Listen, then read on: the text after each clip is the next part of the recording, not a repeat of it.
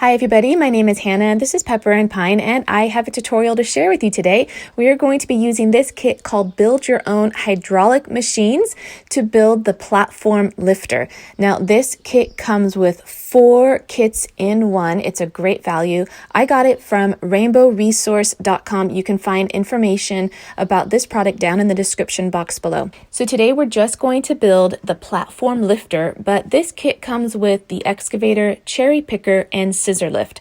We are using this kit in conjunction with our physics main lesson block. You can find more information about that unit down in the description box below. So it comes really nicely packaged with everything you need. I really appreciate kits that are well made with easy to follow instructions.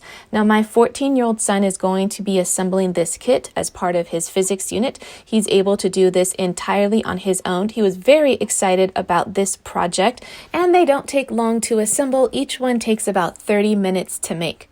What I also really like about this kit is that it comes with information on hydraulics and levers and the different types of machines. So I really appreciate having the content for the lessons as well as the hands-on projects. I find that our hands-on projects really help solidify the concepts that we're learning in our lessons. They provide an anchor for that information, and I feel like when you're actually doing something with your hands, you can better understand what you're learning. So he's adding O-rings on either side of that dowel, and that is placed through the arm of the lever. It also comes with string in order to adhere this little platform where you can put your materials or your weights or whatever else you want to lift up and down. So now it's time to fill those hydraulic syringes. It's super simple. It's not complicated at all. You could probably source your own materials to experiment with your own hydraulic lifts. It also comes with a little tie in order to secure that syringe to the arm. And then we're going to slide in the tube so that it's near the other syringe in order to lift and lower this arm.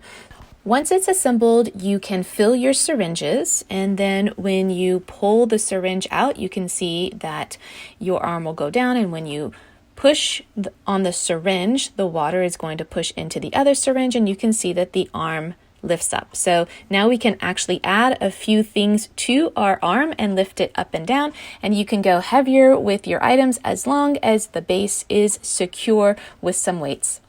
I hope you enjoyed this tutorial. Don't forget to check out the blog post that accompanies this video for more information on where you can find this. That link is down in the description box below.